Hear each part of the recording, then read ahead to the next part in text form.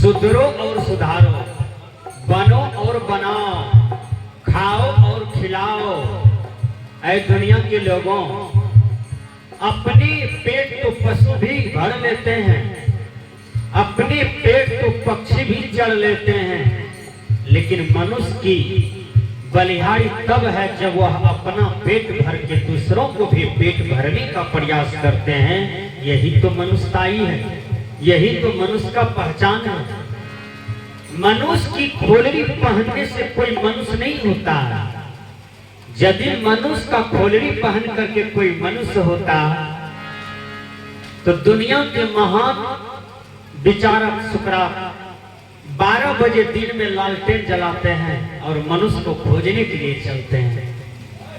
एक आदमी कहता है, सुकरात तुम पागल हो गए हो, ये दिन में सबको दिखाई पड़ता है और तुम लालटेन जला करके जा रहे हो, क्या खोज रहे हो? कहा, मैं आदमी को खोजता हूं। किसी कवि ने कहा, आदमी की शहर में मैं ढूंढता हूं आदमी, आदमी की बाजार में खो गया है आदमी। यदि आदमी के पास आदमियत न हो तो वह आदमी नहीं है, यदि मनुष्य के पास मानवता न हो तो वह मानव नहीं है। सुकरात कहते हैं, मैं आदमी को खोज रहा हूं। क्या हम लोग आदमी नहीं है? क्या ये आदमी की बस्ती नहीं है रजनी गांव? कहा है तो, लेकिन सब आदमी की खोल में है। जो आदमी रहेगा ना तो वह आदमीयता वाला काम करेंगे, मतलब उसके अंदर में दया रहेगा, क्षमा रहेगा, सत्य रहेगा, शील रहेगा, विचार रहेगा, विवेक रहेगा, सद्गुरु की भक्ति रहेगा, राष्ट्रीय भावना रहेगा। यही तो आदमी के कर्म का लक्षण है। सुकरात ने कहा, वह आदमी नहीं है जो भाई को सताता है, भाई से नफरत करता है, भाई से वैर करता है, पड़ोसी को जीवन भर कांटे बना हुआ है, जीवन भर टेंशन देता है, कमजोर को सताता है, कमजोर को दुख देता है। सुकरात ने कहा कि आदमी बनो। वेद के ऋषि कहते हैं, मनुर्भव, मनुष्य बनो। कहा, जो मनुष्य होता है वह विवेक में जीता है, वह मनन करके जीता है, वह विचार करके जीता है और अपने जीवन में किसी भी प्रकार का कलंक आने के लिए नहीं देता है। सदगुरु कबीर रास्ते से जा रहे थे। कबीर साहब एक महिला को देखते हैं, कबीर साहब की दृष्टि पड़ा। कबीर साहब कहते हैं, ये सखी अपनी सुरती को संभालो। सुरती मतलब जीवन, सुरती मतलब आचरण। ऐ सखी अपनी आचरण को संभालो। गुरुवर कबीर एक जगह बीजक में कहते हैं, कथनी कथे सो पुत्र हमारा, करनी करे सो नाती, रहनी रहे सो गुरु हमारा, हम रहनी के साथी। सदगुरु कहते हैं कि जो कथनी कथता है वो मेरा पुत्र है, जो करनी करता है वो हमारा नाती है, जो रहनी में रहता है वो मेरा गुरु है। कितना बड़ा उपाधि देते हैं। गुरुवर कबीर आपको गुरु मानते हैं। रहनी मतलब आचरण, साधना, व्यवहार, उत्तम कर्म। जो इसको करता है सदगुरु कबीर हाथ जोड़ करके कहते हैं, मैं तुमको गुरु मानता हूं। दुनिया में अद्भुत संत हुए बंदी छोड़ कबीर। आज कबीर साहब अध्यात्म जगत के साइंटिस्ट माने जाते हैं, अध्यात्म में संत सम्राट माने जाते हैं। सभी संत सदगुरु कबीर को मालिक मानते हैं, अपना स्वामी मानते हैं। गुरुवर कबीर कहते हैं, सखी तुम्हारा सब चीज नगने जा रहा है। आजकल देखो कलयुग में माता बहन की शादी हो जाती है, कपार पर घूंघट नहीं है, वाणी में संयम नहीं है, शरीर में इनोपॉल, टिनोपॉल, लिपस्टिक, रिबन, पाउडर पूरे घसे हुए हैं, लेकिन विचार को, व्यवहारिक क्रिया को सजा करके नहीं रखते हैं। ऐसे नग्न अवस्था में उस महिला को देख करके सदगुरु कबीर कहते हैं, ये बहन अपने पति का सेवा करो, सास ससुर का सेवा करो। तुम जीने की ढंग को जानो, क्योंकि तुम एक घर को त्याग करके दूसरी घर आए हो। इस घर की तुम आलोक हो, इस घर को तुम संभालो। घर को संभाल लेगा तो तू बाहर भी संभाल लेगा। गुरुवर कबीर कहते हैं, फूटे न गागरी हो, फूटे न गागरी हो, फूटे न गागरी हो, फूटे न गागरी, संभाल सखी सुरती, फूटे न गागरी, संभाल सखी सुरती, फूटे न गागरी।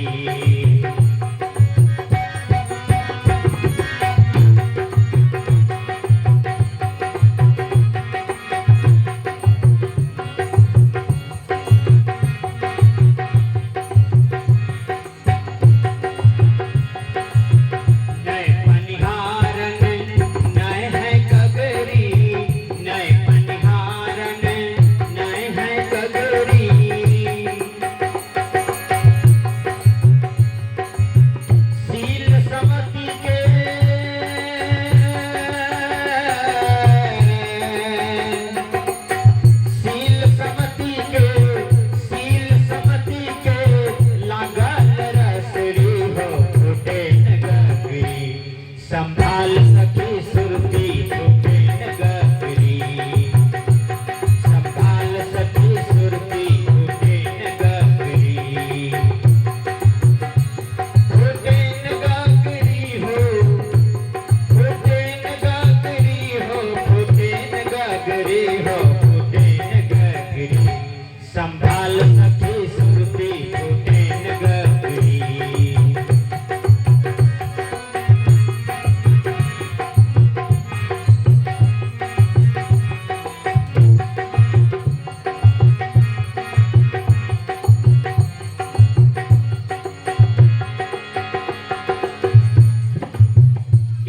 छोटी सी बच्ची थी, मात्र 13-14 साल की थी, पढ़ रही थी।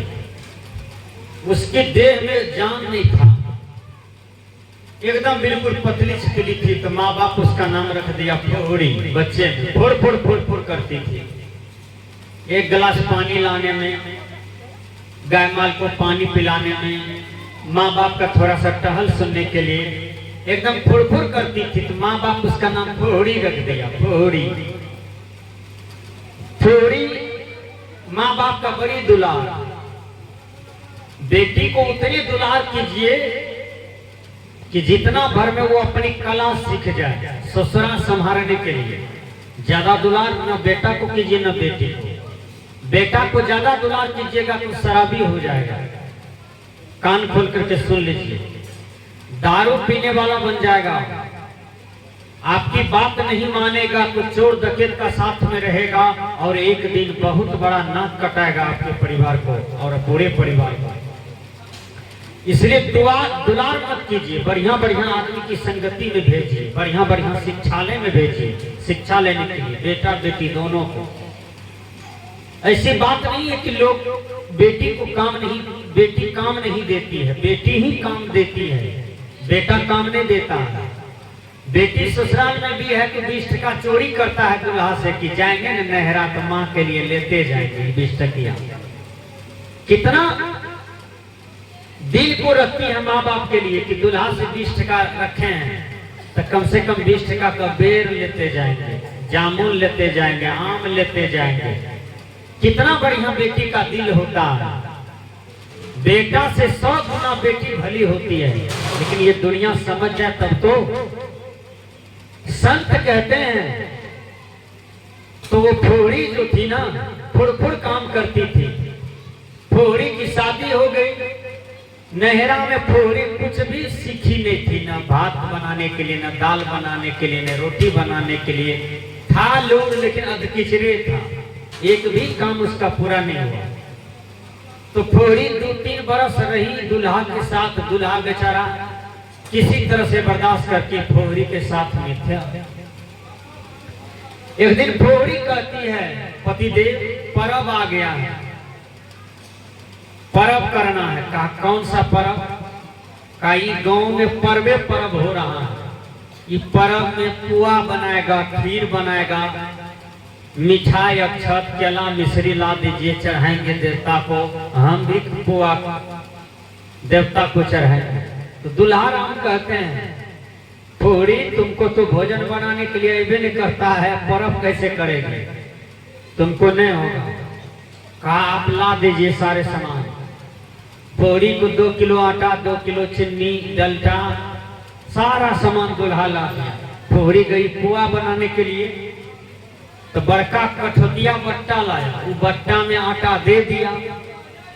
थोड़ी किया 2 किलो आटा में 22 किलो पानी दे दिया। 2 किलो आटा में 22 किलो पानी, आटा फूल करके इतना हो गया।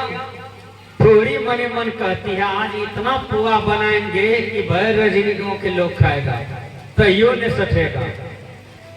तेल गरम किया, खौलाया, पुआ वाला छकना लाया, आप उसको जो दिया ना तो न पुआ बने न पूरी बने। वो होबे नहीं करता था, पानी जो ढेर दे दिया ना होबे नहीं करता था। तो दुल्हा जी उधर से आया, कहा हे ये सब पुआ खा रहा है, हमरो दियो निकल के। आटा के कर दुकान से लावने रही, आटा खराब छे, कल के भाग पोहरी नहीं था। वह आटा सबको लेके वह दुकान में सब हम पुआ बनले चढ़ल के खा रहा है, हमरा कही आटा खराब है। कल के नहीं ये यहाँ बुझू आटा खराब है, पुआ बनबे नहीं करे छे। कल के पोहरी 2 किलो आटा में कितना पानी दल रही, कल के 22 किलो दल रही। कल के कहियो बनते तो कल के आप की करिए, कल के एक चौथा बना ले छी। कल के चौथा केकरा कहे छे, कल के एकरा में नमक दे छिए, वो नमकीन लागते खाए में। कल के बनाऊ चौथा, चौथो बनबे वो ने हुए बिगड़ जाए। दुल्हा के गुस्सा उठले, ओकरा जो जो भूख लागे ने कहे दियो चौथो, कहियो ने है छे। कहे बात पूरी हम तोरा पहले कहने रहियो कि नहीं तोरा पर्व करल है तो नहीं तोरा है तो ही कहली है। तो कल के हे ये की करिए आप, कल के जो फेंक दी है सब चीज। तब दुल्हा गुस्सा के मारे कहे तोरा फेंकलो नहीं तो तोरा वो लूर नहीं छे। कल के सब काम हुए न हुए फेंकल नहीं हेते, फेंक देवे हम सब चीज फेंक देवे। गुस्सा के मारने वो लोहिया में गरम तेल रहे, उठा के एके बेर दीवाले पर फेंक देलके, सब तेल छिलक के फोड़िए के देह पर पड़ गए। दुल्हा कहे की भेले, कहे हम ही झड़क गेलिए। कल के कहलियो तोरा फेंकलो नहीं तो कबीर साहब ने कहा नहरा में कुछ न सीख ली, ससुरा में भैली फुहरिया हो, सतगुरु भी निसाहे। नहरा में जो बेटी कुशल हो जाती है हर काम में, तो ससुराल भी उसका कुशल हो जाता है। इसलिए संत महात्मा कहते हैं एक हाथ रसेरी दूसर हाथ गगरी, एक हाथ रसेरी दूसर हाथ गगरी, सील समति के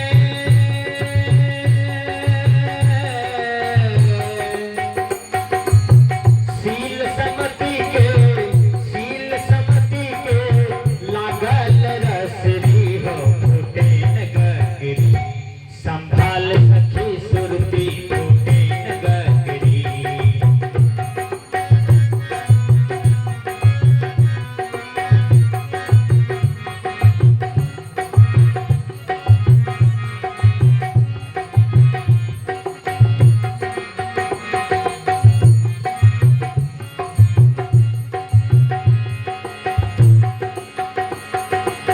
बड़ी सुंदर पद है, गुरुवर कबीर की रचना है। कबीर साहब बड़ी सुंदर से समझाते हैं। कहीं पर माए कहते हैं, कहीं पर गाय कहते हैं, कहीं पर ननदी कहते हैं, कहीं पर सखी कहते हैं, कहीं पर बहिना कहते हैं, कहीं पर भाई कहते हैं, कहीं पर साधु कहते हैं, कहीं पर बाबा कहते हैं, कहीं पर दादा कहते हैं। कबीर साहब मनुष्य को बहुत बढ़िया से संबोधन करते हैं ताकि समझ जाए और सुधर जाए। देखिए जो लड़के अंडे खाते हैं, अंडा में क्या है, अंडा में रज और बीर्ज है भरा हुआ। आजकल के लड़का को देखिए, उसमें नमक मसाला दे करके खूब खाता है, और पूछिए अंडा क्यों खाते हो, तो कहता है देह में गर्मी आता है, विटामिन होता है। विटामिन तो हरी साग सब्जी में है, दूध में है, फल में है। यह भोजन करके भगवान कृष्ण कंस का जंघा तोड़ दिया, इतना मजबूत हुआ। यही वैष्णव का भोजन भगवान राम किया तो रावण का गर्दन उड़ा दिया। वैष्णव भोजन में कितना ताकत है। आप गंदा भोजन न करें, अंडा न खाएं, संडे हो या मंडे रोज खाओ 2-4 अंडे, ऐसा जीवन नहीं जीना चाहिए। विचार कीजिए, आपके लिए प्रकृति ने कितना बढ़िया भोजन दिया है। गेहूं, चावल, मक्का, कौनी, मरवा, धान, बजरा, क्या से क्या नहीं है। सेब, अंगूर, किशमिश, छोहरा, बेदाना, मनक्का, काजू, किशमिश, दूध, घी, पापड़, अचार, कितना बढ़िया बढ़िया विटामिन वाला सारा सामान है। इसको त्याग करके आप मुर्गा खा लेते हैं, अंडा खा लेते हैं। संत कहते हैं कि भोजन का भी सुधार होना चाहिए। गुरुवर कबीर कहते हैं खान पान को सुधारो, तब आपका मन सुधरेगा, तब आपका कर्म सुधरेगा। कबीर साहब कहते हैं, ए सखिया तुम कहां जा रही हो? कहा बाबा हटिया जा रहे हैं मछली लाने के लिए। कबीर साहब ने कहा धान गेहूं से पेट नहीं भरता है, तुम मछली खाने जा रही हो? कहा बाबा इतना से काम थोड़ा चलता है, सौसे बकरी भी खा लेते हैं। देखिए सौसे लोग कुत्ता को मार को भी खा लेता है, ये मनुष्य कुछ नहीं छोड़ा है। संत महात्मा कहते हैं आहार को सुधारो, तब सब चीज सुधर जाएगा। गुरुवर कबीर कहते हैं, ए सखिया डगमग चाल छोड़ मोर सखिया,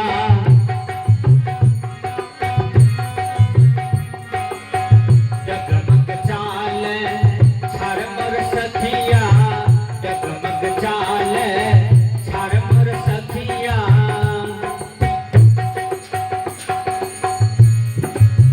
मुक्ति महल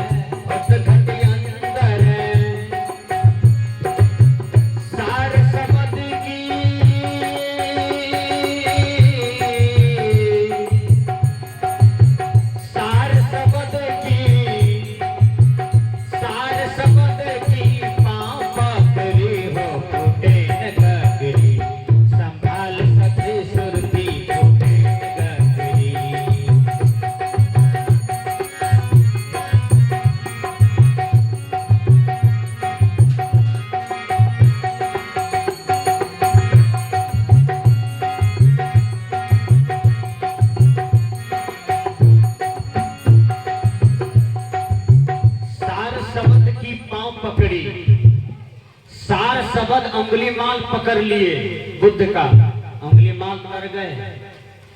सजन कसाई पकड़ लिए तर गए, सप्त ऋषि पकड़ लिए तर गए, रत्नाकर पकड़ लिए तर गए, मां मीरा पकड़ ली तर गई, सबरी पकड़ ली तर गई, सावित्री पकड़ लिया सार शब्द तर गई। सार शब्द आप लोग भी पकड़िए हैं। महान विचारक सुकरात 1 नंबर का सत्संगी था। देखिए जो सत्संगी होता है ना, उस सत्संग की आवाज सुनेगा, वो सत्संग में आ जाएंगे, बैठ जाएंगे, सुनेंगे, समझेंगे, घर पर भी जाके सुनाएंगे। जो एक नंबर सत्संगी है, मोबाइल में भी सत्संग सुनेगा, केवल सत्संग और कुछ नहीं। ध्यान दीजिएगा। तो सुकरात एक नंबर का सत्संगी था। सत्संग में सुकरात जाते रहते थे, लेकिन उसकी पत्नी बहुत बेढंगी, बहुत गड़बड़ स्वभाव का था। केवल काम और पैसा, दो चीज उसको चाहिए, उसकी पत्नी को। सत्संग, भजन, बाबा से कोई मतलब नहीं। सुकरात सत्संग से आए, उसकी पत्नी पूरे बताह बन गई थी। हैं? हम बोले पटवा खेत जाने के लिए, ये चला गया सत्संग में। बड़का सत्संगी बनता है।